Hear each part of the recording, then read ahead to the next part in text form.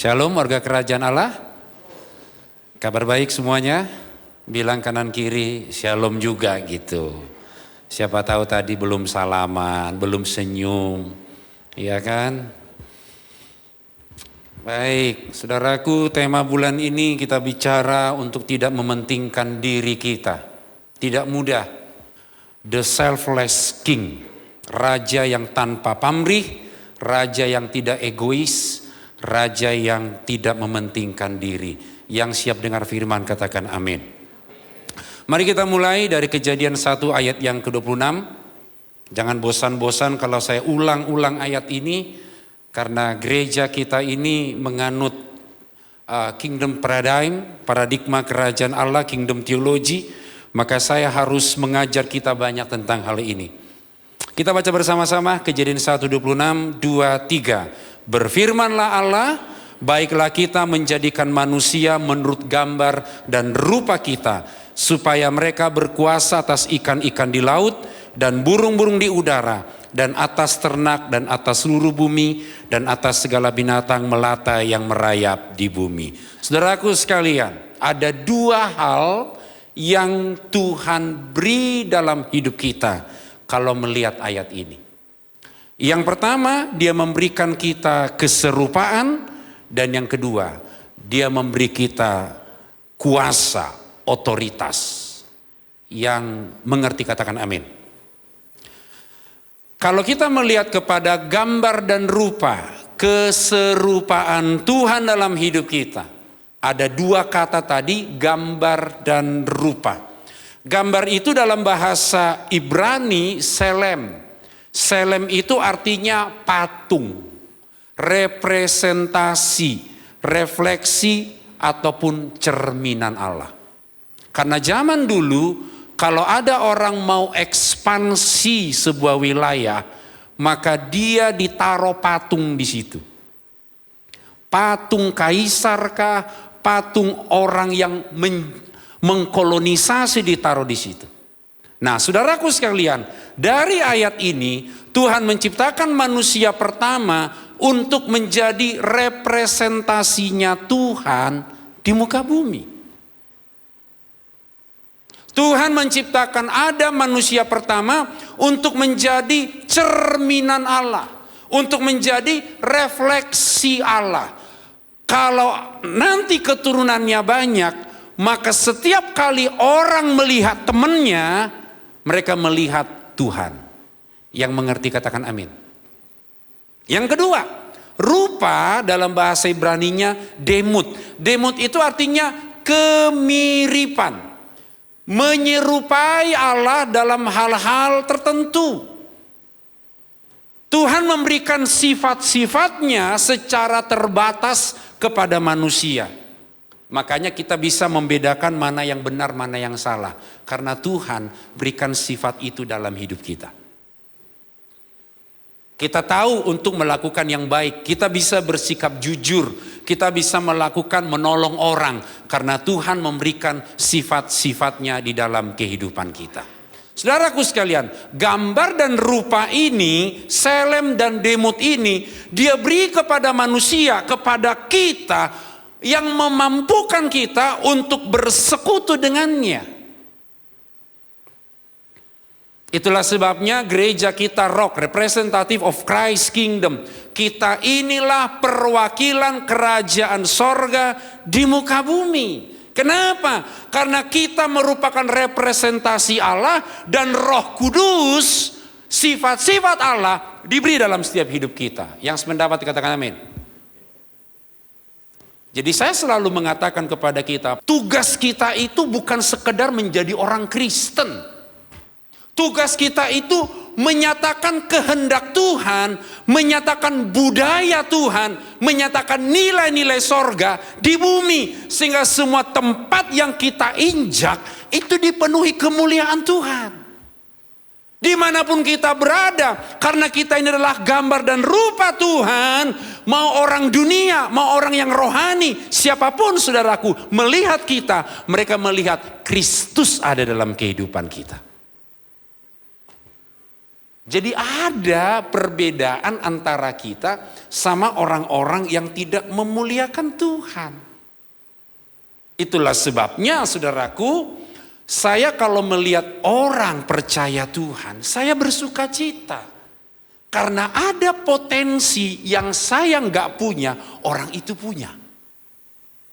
Makanya di dalam gereja kita, di dalam komunitas kita, gereja Rock Ministry, gak ada yang namanya saling iri-irian sama orang.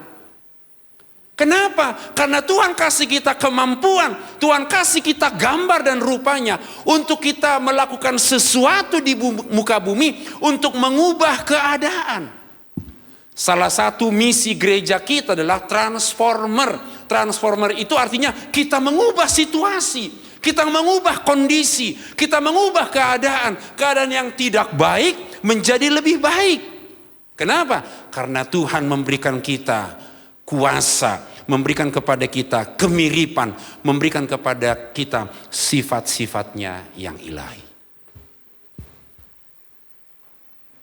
Jadi saudaraku sekalian, saya boleh mengatakan begini, ketika Tuhan menciptakan Adam, Tuhan menciptakan Hawa begitu sempurna. Kalau Bapak Ibu setuju sama saya bilang amin. Gak ada ciptaan lain sesempurna Adam dan Hawa. Gak ada.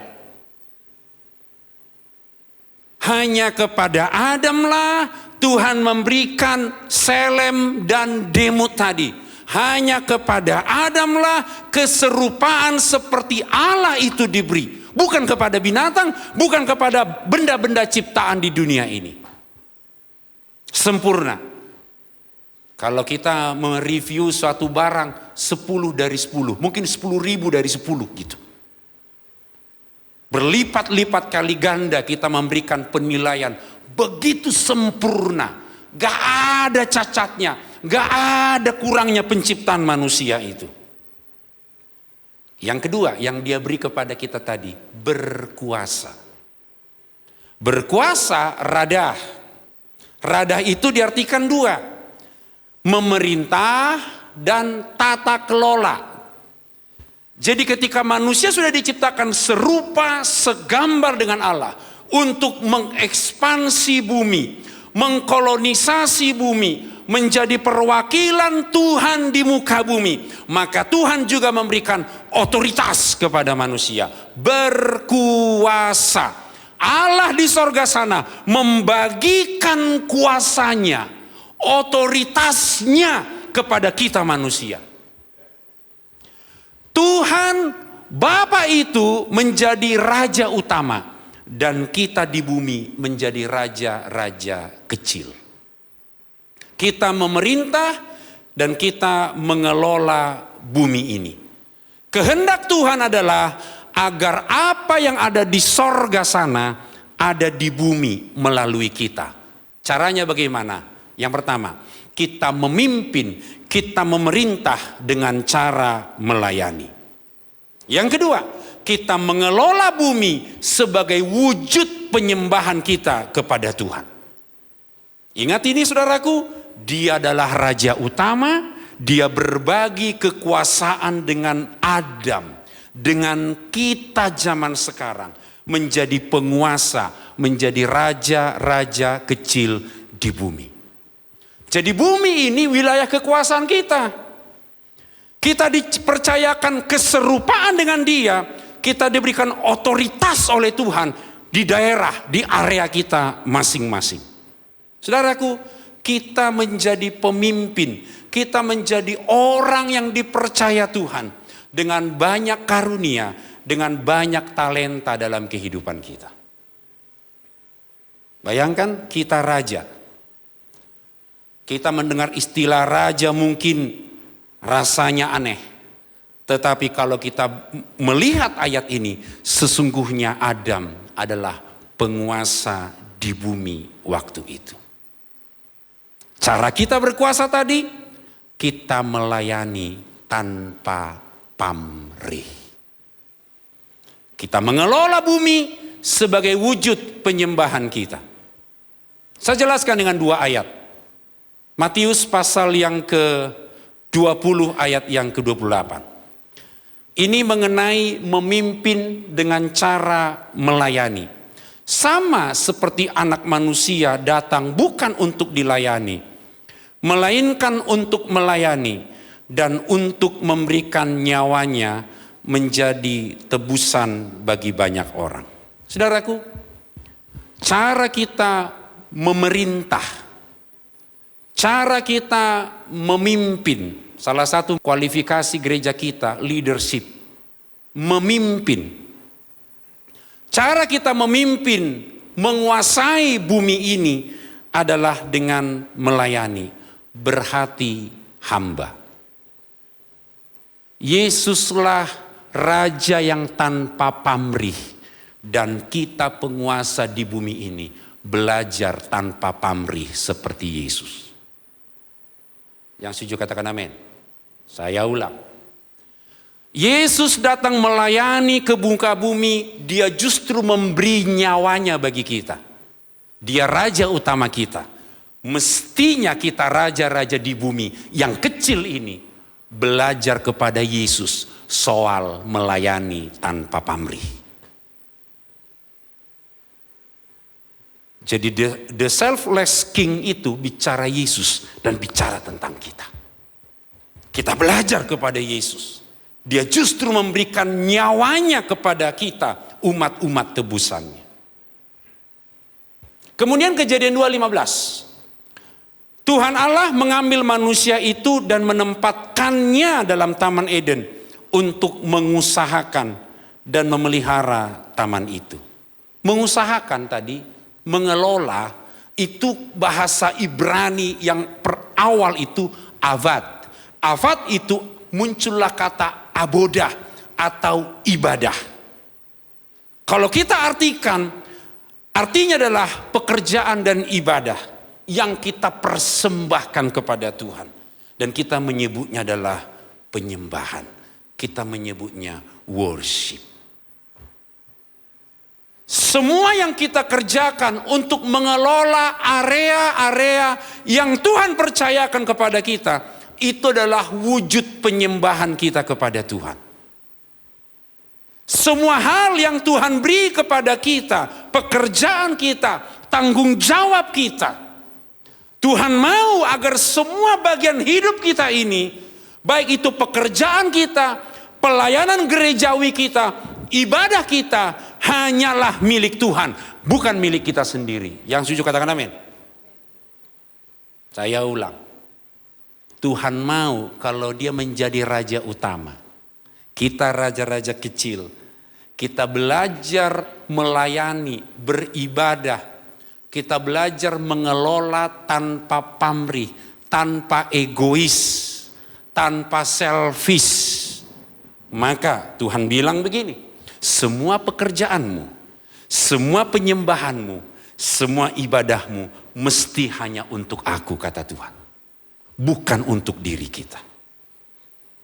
Itulah sebabnya saudaraku, Kolose 3:23 mengatakan, apapun yang kamu perbuat, perbuatlah dengan segenap hatimu seperti untuk Tuhan dan bukan untuk manusia.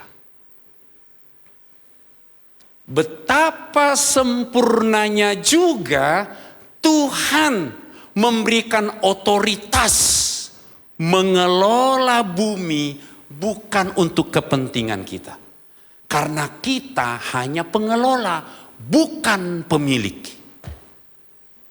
Catat baik-baik. Kita menjadi penguasa di bumi, Tuhan berbagi tadi otoritas dengan kita. Kita diberikan kuasa, kita diberikan otoritas, akses untuk mengelola segala sesuatu. Karena level kita hanya pengelola, bukan pemilik. Bumi dan seluruh ciptaan ini milik Tuhan. Dia yang memberikan kepada kita untuk kita kelola. Yang sependapat katakan amin. Saudaraku, betapa sempurnanya keserupaan tadi. Betapa sempurnanya juga cara Tuhan memberikan otoritasnya kepada kita untuk maksimal dalam semua bidang-bidang kehidupan kita.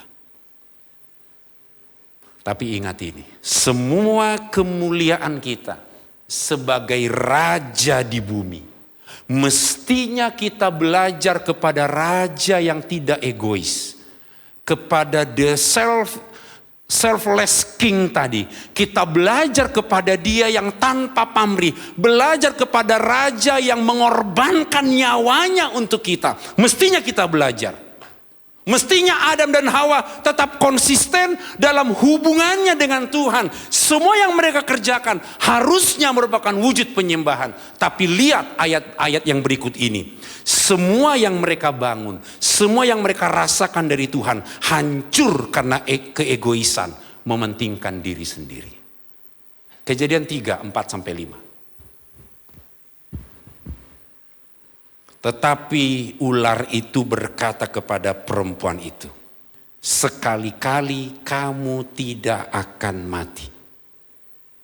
Ular di sini bukan ular yang kita lihat di kebun binatang. Ular di sini itu menunjuk kepada penguasa kerajaan kegelapan, Lucifer langsung ini. Kenapa dia jatuh dari sorga? Ingat, dia itu sombong, dia ingin menyamai Tuhan. Ular di sini sama dengan Matius 4 atau Lukas 4 ketika Yesus dicobai, sama itu. Oknum yang sama. Ular ini berarti itulah penguasa tertinggi raja kegelapan. Penguasa kerajaan kegelapan, ular ini. Dia bilang sama Hawa, hei Hawa, sekali-kali kamu tidak akan mati. Ayat 5, sok tahu dia ini. Tetapi Allah mengetahui bahwa pada waktu kamu memakannya, matamu akan terbuka. Dan kamu akan menjadi seperti Allah. Tahu tentang yang baik dan yang jahat. Sekarang pertanyaan, tadi saya sudah jelaskan di awal. Adam dan Hawa sudah seperti Tuhan belum tadi? Sudah. Sempurna. Adam dan Hawa sempurna dalam keserupaan. Sempurna di dalam otoritas. Sempurna.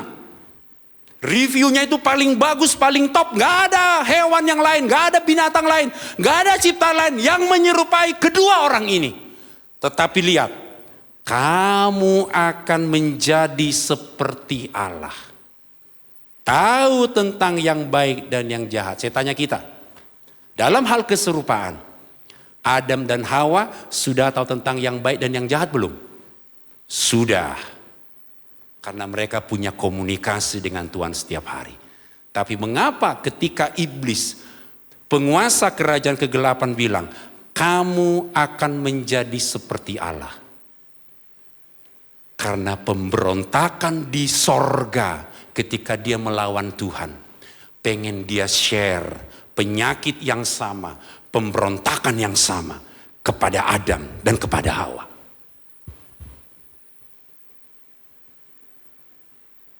Pemberontakan untuk menjadi seperti Allah, itulah kejatuhan manusia. Kamu akan menjadi seperti Allah. Mulailah manusia memikirkan, aku bisa seperti Allah. Lupa kalau dia tadi levelnya pengelola bukan pemilik. Dia lupa. Dia lupa kalau dia itu ciptaan bukan pencipta. Mulai dia membangun keegoisan. Mulai membangun mementingkan diri sendiri. Aku bisa kok tanpa Tuhan. Aku bisa menyamai Tuhan. Aku bisa menyaingi Tuhan. Kita sebut itu dengan kerajaan diri sendiri. Bilang kanan kirimu, jangan bangun kerajaan diri sendiri. Bilang.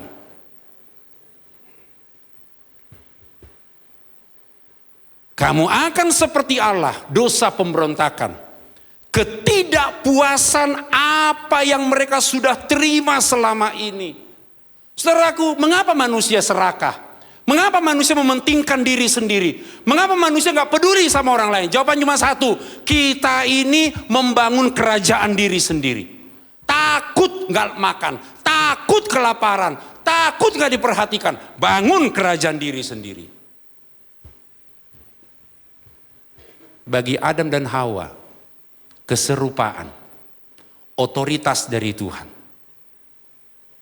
berkat dari Tuhan, kemampuan untuk bermultiplikasi, berbuah itu belum cukup.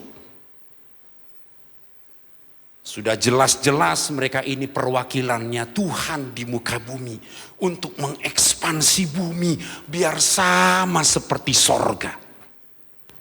Belum puas. Saya boleh mengatakan kepada kita, dosa pertama di muka bumi adalah dosa mementingkan diri sendiri. Dia ingin menyamai Tuhan, dia sombong. Hasil dari kesombongan mementingkan diri sendiri. Lucifer, penguasa kerajaan kegelapan, mengajak dua orang ini untuk memberontak kepada Allah dengan cara apa? Mendirikan kerajaan diri sendiri. Saudaraku, lawan dari kerajaan Allah, kerajaan diri kita. Yang mengerti katakan amin. Lawan dari kerajaan Allah, kerajaan diri kita sendiri. Saya buktikan kepada kita, ciri khas kerajaan diri sendiri, egois dan kemudian suka konflik. Kejadian 3, 9-11. Tetapi Tuhan Allah memanggil manusia itu dan berfirman kepadanya, "Di manakah engkau?" Ketika mereka sudah jatuh dalam dosa, saudaraku, karena pemberontakan kepada raja utama tadi, Tuhan bertanya, "Di manakah engkau?" Bukan karena Allah itu enggak maha tahu, tahu. Tetapi kebiasaan mereka selama ini, komunikasi antara sang Bapa dengan Adam dan Hawa itu begitu intim. Dan tiba-tiba manusia itu hari itu absen, gak ketemu Tuhan.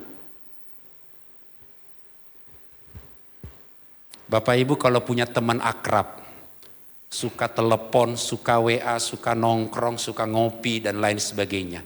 Tiba-tiba hari itu gak ada kabar. Bapak Ibu nyari gak kira-kira? Pasti nyari. Sama dengan Tuhan. Tumben Adam gak nongol hari ini. Tuhan kan dalam kemahakuasanya tahu dong, dia berdosa. Tapi Tuhan nanya, "Di mana engkau?" Di mana engkau? Itulah sebuah pertanyaan. Adam, posisimu, statusmu, perwakilanku. Tapi ada sesuatu yang salah dengan engkau hari ini. Pertanyaan di mana engkau? Pertanyaan menyadarkan Adam.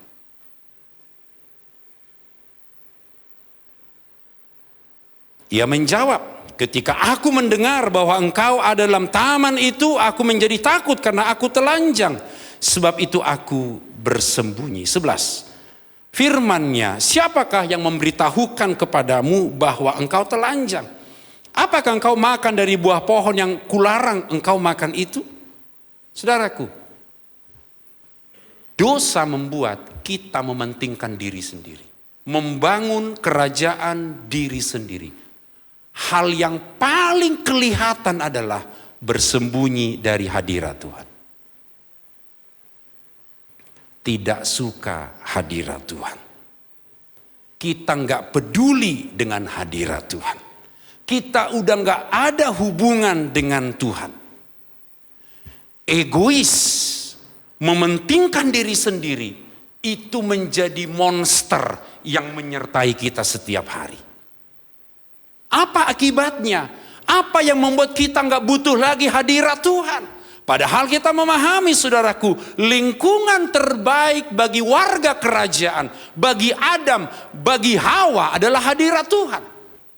Di luar hadirat Tuhan, potensinya mati.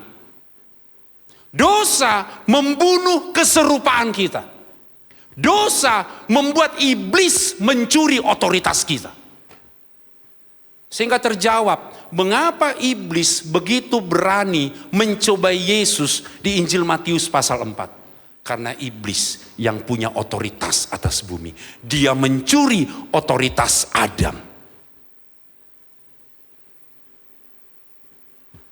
Kerajaan yang dibangun oleh diri sendiri membuat kita nggak mementingkan lagi hubungan yang erat, hubungan yang intim dengan Tuhan. Kita takut bertemu Tuhan. Keserakahan membuat kita tidak peduli dengan Tuhan. Karena mengandalkan diri sendiri, maka kita lebih takut dengan kekurangan dibanding takut kehilangan Tuhan. Catat ini baik-baik. Orang yang sombong, orang yang membangun kerajaan diri, tidak lagi mengandalkan Tuhan, tidak lagi menaruh Tuhan sebagai raja utama. Dia lebih takut kekurangan dibanding kehilangan Tuhan. Orang-orang yang membangun kerajaan diri sendiri, maka dia akan diperbudak oleh pekerjaan. Dia menjadi orang yang tinggal di Mesir, karena Mesir itu simbol dari perbudakan. Perbudakan atau dosa itu sering disebut dengan perbudakan. Semakin kita meronta, semakin kita nggak bisa melepaskan diri. Dia mengikat kita begitu kuat. Kita merasa tidak cukup dengan semua pemeliharaan Tuhan di Eden. Sehingga potensi yang kita punya, yang seharusnya itu untuk Tuhan, kita pakai untuk memperkaya diri, untuk memperbesar kerajaan diri, untuk mengatakan aku, dan aku. Saudaraku, catat baik-baik. Saya sedang tidak menantang kita untuk tidak bekerja. Enggak, pekerjaan itu dari Tuhan. Tetapi kalau semua yang kau kerjakan hari ini membuat engkau jauh dari Tuhan karena motivasi takut kekurangan, kau sedang membangun diri sendiri. Karena orang kalau tinggal di Eden, di dalam konteks kerja Tuhan, dalam pikiran Tuhan, justru Tuhan akan suruh kita melakukan hal-hal yang besar, hal-hal yang ajaib yang gak pernah kita pikirkan. Amin. Apa yang gak pernah kita lihat, kita dengar, timbul dalam hati kita, itu yang justru Tuhan sediakan bagi kita. Seorang yang diperintah oleh Raja Yesus dalam melakukan semua ekspansi apapun, Yesus yang suruh dia melakukan itu.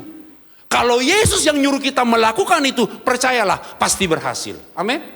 Ya, karena Tuhan yang menolong kita.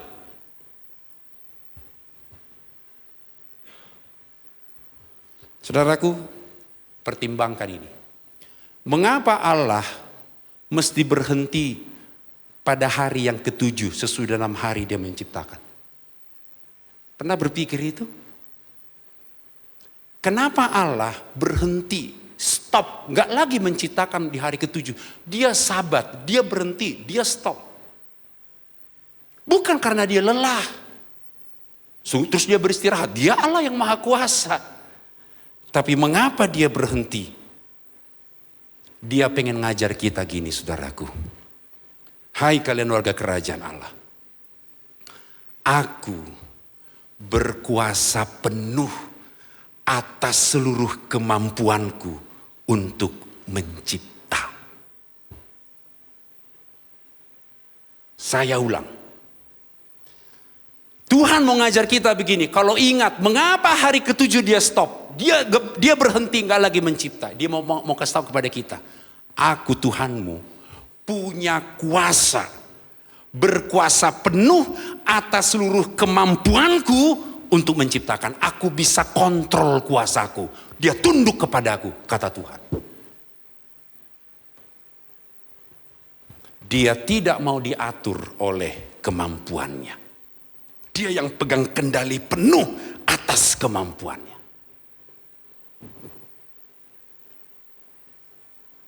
Itu yang pertama. Jadi saudaraku, semua hal yang membuat kita tidak lagi membuat Tuhan sebagai raja utama. Hei, kita sedang ada dalam membangun kerajaan diri sendiri. Tapi setiap kali kita ada dalam hadirat Tuhan di Eden, kita pagi hari berdoa. Tuhan tuntun kita kepada hal-hal yang besar dalam semua tanggung jawab kita. Saya meyakini kalau Tuhan yang menyuruh kita melakukan hal-hal itu, maka semuanya akan mendapatkan keberhasilan, berkat yang besar bagi kita. Masalahnya adalah kita melakukan apa yang gak Tuhan suruh. Kenapa tadi? Karena didorong rasa takut kekurangan, takut dengan semua keterbatasan, takut dengan semua pemeliharaan Tuhan. Padahal orang kalau tinggal dalam lingkungan Eden, dalam hadirat Tuhan, Tuhan bisa tuntun kita untuk ekspansi, melakukan hal-hal yang besar dan ajaib bagi Dia. Yang sepakat katakan amin. Ciri yang kedua, orang membangun kerajaan diri. Kejadian 3, 9 sampai ayat yang ke-13. Ayat 12. Kejadian 3 ayat 12. Manusia itu menjawab, perempuan yang kau tempatkan di sisiku, dialah yang memberi dari buah pohon itu kepadaku, maka ku makan.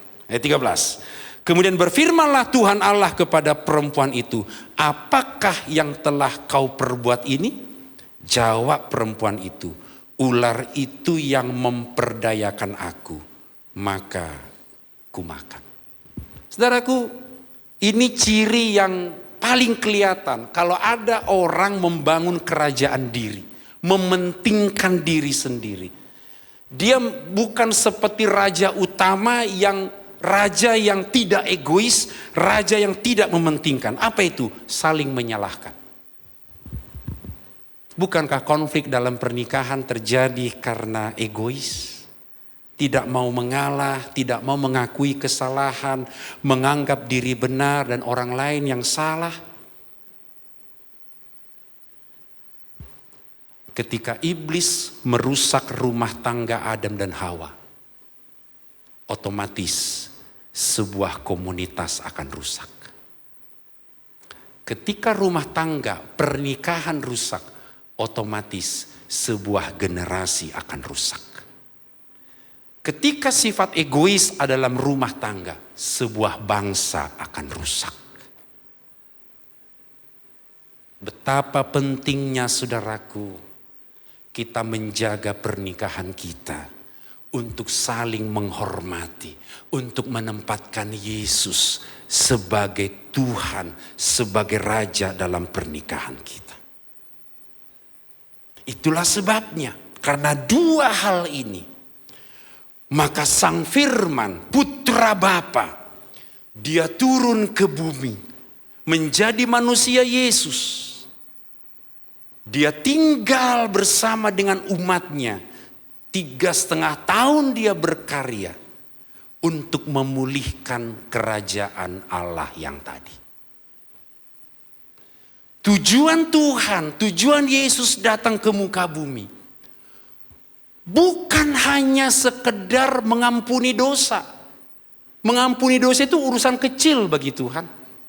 Tetapi bagi Tuhan yang paling besar adalah mengembalikan keserupaan kita dengan Dia. Yang setuju katakan amin. Tujuan Yesus menjadi manusia di muka bumi. Dia Tuhan 100%, Dia manusia 100%. Dia sama seperti kita, bedanya Dia gak berdosa, kita berdosa, itu aja. Tujuannya adalah untuk mengambil kembali otoritas yang dicuri iblis tadi, dikembalikan kepada kita, gerejanya. Itu tujuan Yesus datang. Dia mengembalikan kita kepada masa sebelum adanya dosa, walaupun belum penuh. Penuhnya nanti dalam pemerintahan bersama dengan Dia, di dalam langit yang baru dan bumi yang baru. Itu nanti. Tapi dari hari ini kerajaan Allah itu sudah ada dan tinggal bersama-sama dengan kita. Yesus hadir di muka bumi sebagai seorang raja yang tanpa pamrih. Sebagai raja yang menebus kita Dia menjadi raja yang tidak egois, raja yang tidak mementingkan diri. Dia memberikan nyawanya bagi kita. Dia mengembalikan seluruh kehidupan kita yang rusak. Dia mengembalikan berkat penyertaannya atas kita. Dia mengembalikan kemampuan kita untuk berbuah, kemampuan kita untuk bermultiplikasi, mengembalikan Eden di dalam kehidupan kita. Dia beri Roh Kudus, pribadi ketiga dari Allah dalam hidup kita.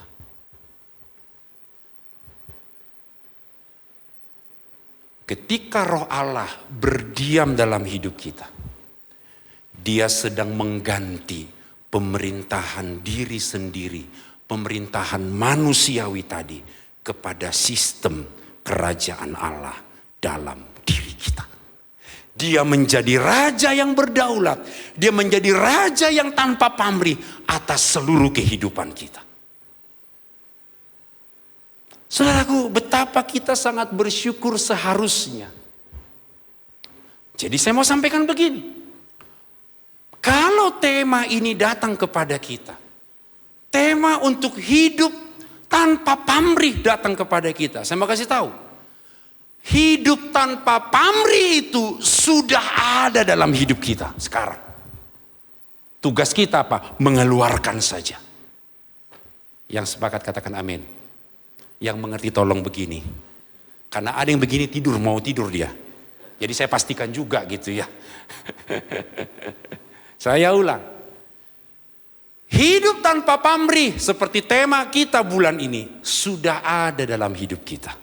Karena Roh Kudus sudah diberi kepada kita. Tugas kita apa? Mengeluarkan saja. Mengeluarkan. 1 Yohanes 3, 16, 17. Ini ayat tema kita. Demikianlah kita ketahui. Kita baca sama-sama ya. Ayat 16-nya saja. 2, 3. Demikianlah kita ketahui kasih Kristus, yaitu bahwa Ia telah menyerahkan nyawanya untuk kita. Jadi kita pun wajib menyerahkan nyawa kita untuk saudara-saudara kita. Keren ini saudaraku. Gak ada agama di dunia ini yang punya konsep seperti ini. Gak ada. Makanya saudaraku, kita diberikan teladan oleh raja yang tanpa pamrih itu. Agar kita para raja di bumi ini juga bisa hidup tanpa pamrih. Dia raja yang tidak mementingkan diri sendiri. Maka dia kasih kita teladan. Untuk kita sebagai penguasa di muka bumi tidak mementingkan diri sendiri. Ada orang bertanya kepada saya, mahasiswa saya, Pak Janus, agamanya Yesus itu apa ya? Ayo, Bapak Ibu pikir deh, agamanya Yesus itu apa? Kristen kah? Ayo pikir dulu, Yesus itu punya agama apa ya? Agama Yesus sangat sederhana, mengasihi Bapaknya dan mengasihi kita semua. Kerajaan Allah itu juga sama.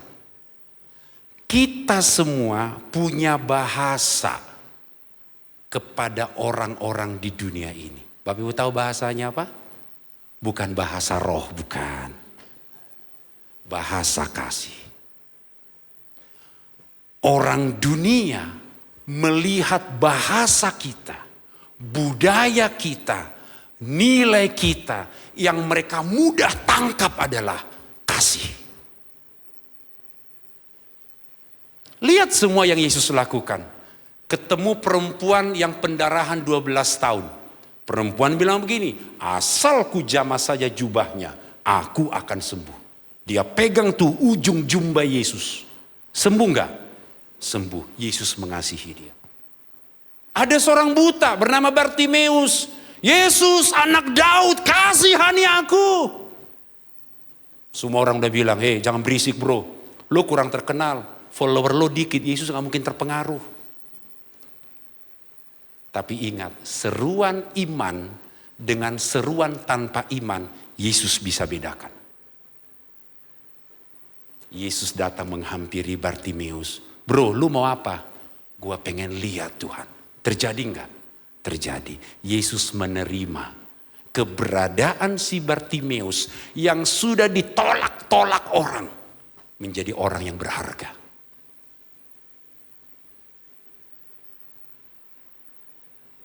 Ada seorang perempuan kedapatan berzina. Subuh-subuh.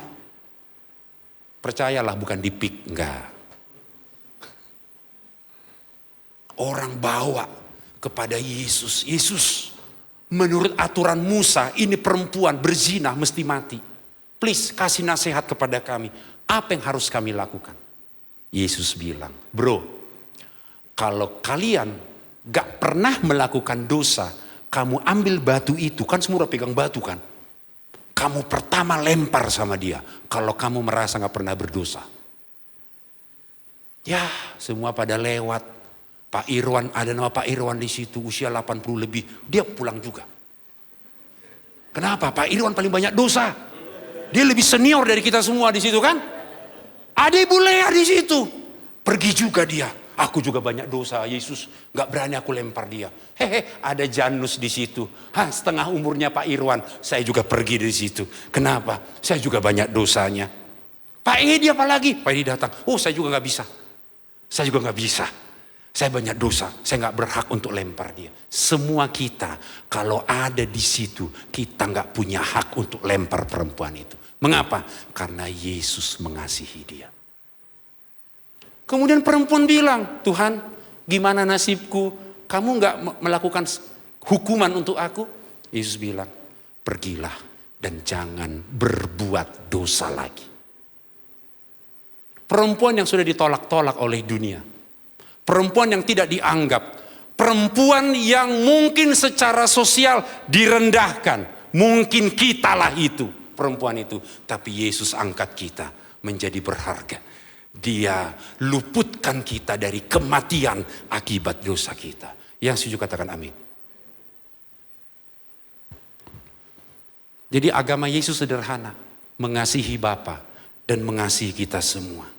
Kita pun punya bahasa yang sama dengan Yesus. Apa itu? Kita menerima orang lain dengan penuh penerimaan, tanpa penghakiman, tanpa semua tuduhan-tuduhan. Dan ada frase yang bagus tadi, warna kuning. Menyerahkan nyawanya untuk kita. Apa artinya? Itu artinya kepentingan kita tidak menjadi prioritas, tapi kepentingan orang lain itulah yang menjadi prioritas.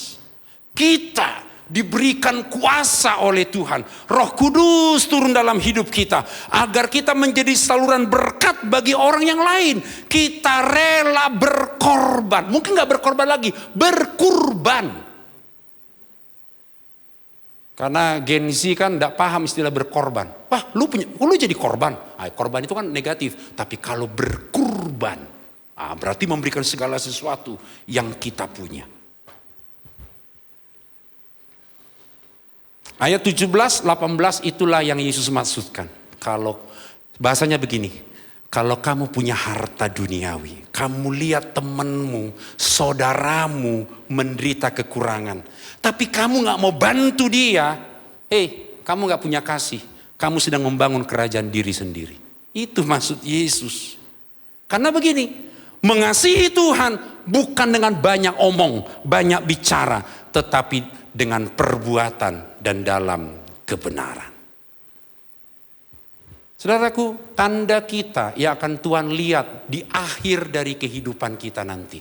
Catat baik-baik ini. Adalah menolong sesama. Ujian akhir dari pengiringan kita. Dengan semua nubuatan yang kita punya. Dengan semua bahasa roh yang kita punya. Dengan kehebatan-kehebatan supranatural yang kita punya. Tanda di mana kita merupakan raja kecil di bumi. Raja yang tanpa pamrih adalah kita berbagi dan mau mengutamakan orang lain melebihi kita. Yang mengerti katakan amin. Itu yang akan Tuhan lihat.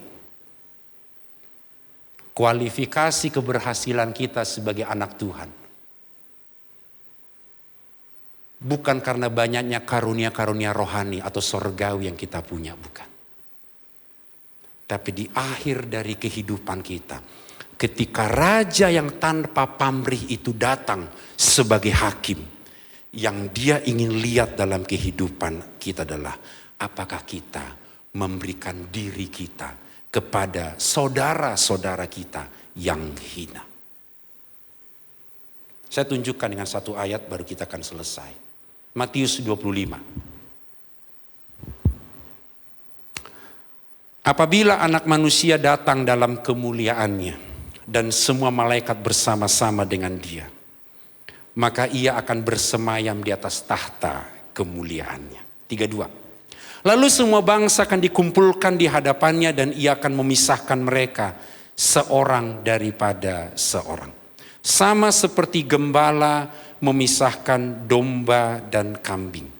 Dan ia akan menempatkan domba-domba di sebelah kanannya dan kambing-kambing di sebelah kirinya. Anak manusia di sini artinya gelar keilahian.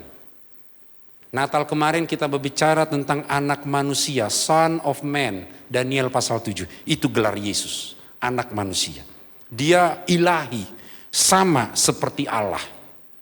Suatu saat raja yang tanpa pamrih ini akan mengumpulkan kita, semuanya yang ada di muka bumi. Ayat 34 bro. Dan raja, saya tambahkan warna kuning.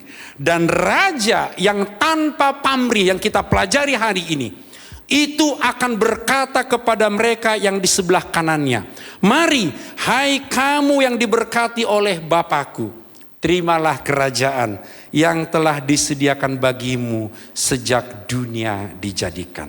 Sebab ketika aku lapar, kamu memberi aku makan. Ketika aku haus, kamu memberi aku minum. Ketika aku seorang asing, kamu memberi aku tumpangan. Ketika aku telanjang, kamu memberi aku pakaian. Ketika aku sakit, kamu melawat aku. Ketika aku dalam penjara, kamu mengunjungi aku. Saudaraku, bukankah ini yang diajarkan di komsel kita? Kita lihat teman kita di komsel. Ada yang kelaparan, kita tolong.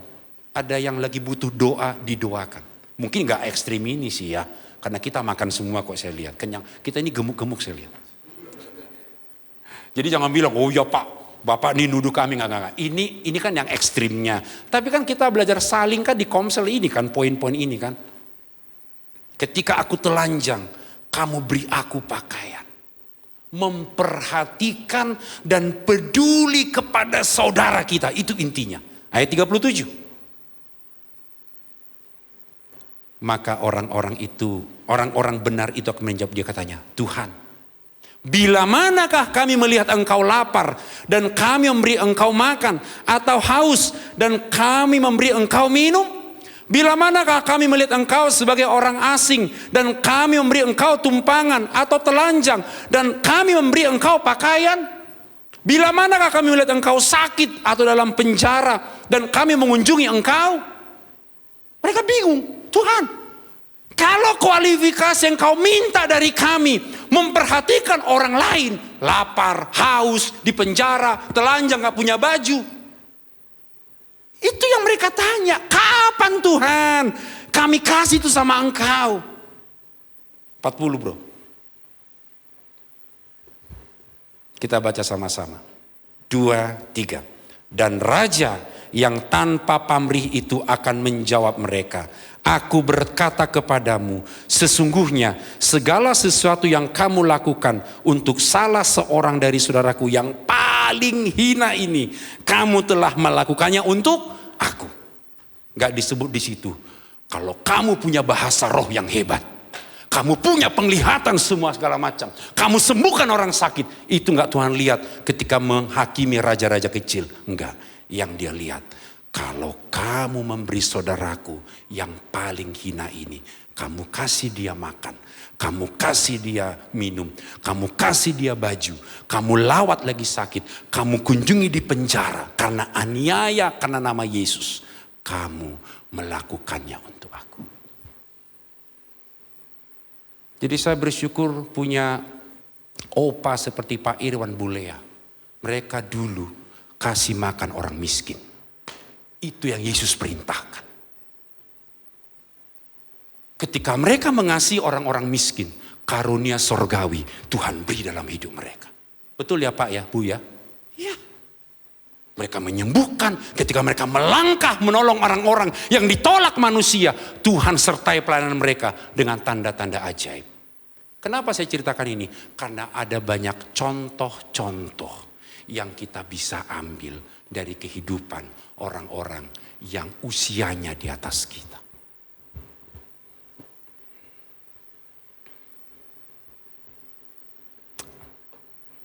Bagian yang terakhir, baru saya selesai. Filipi 2 ayat 1 sampai 5. Jadi karena dalam Kristus ada nasihat, ada penghiburan kasih, ada persekutuan roh, dan kasih mesra dan belas kasihan. Karena itu, sempurnakanlah sukacitaku dengan ini. Hendaklah kamu sehati sepikir dalam satu jiwa, dalam satu kasih, satu jiwa, satu tujuan. Dengan tidak mencari kepentingan sendiri atau puji-pujian yang sia-sia. Kalau kita masih mencari ini, kita lagi membangun kerajaan diri. Kita sudah melakukan banyak hal di gereja ini. Tapi orang gak bilang makasih sama kita. Terus kita kecewa. Yesus belum sungguh-sungguh bertahta dalam hidup kita. Saya selalu memeriksa diri saya. Sebaliknya hendaklah dengan rendah hati yang seorang menganggap yang lain lebih utama daripada dirinya sendiri. Apakah kita masih mencari nama melayani Tuhan? Apakah kita masih mengharapkan pujian dari orang lain dengan semua yang kita beri untuk Tuhan?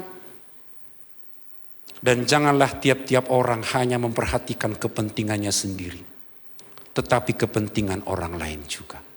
Inilah raja yang tidak mementingkan diri tadi. Inilah Yesus, raja yang tidak egois. Kita, para raja di muka bumi, mesti belajar kepada dia.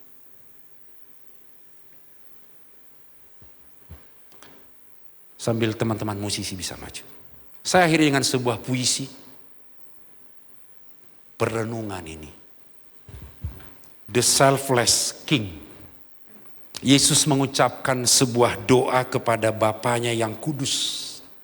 Untukmu dan untukku. Dia mengucapkan doa ini untuk semua orang yang akan percaya. Yesus berdoa agar kita semua menjadi satu dalam kesatuan yang sempurna.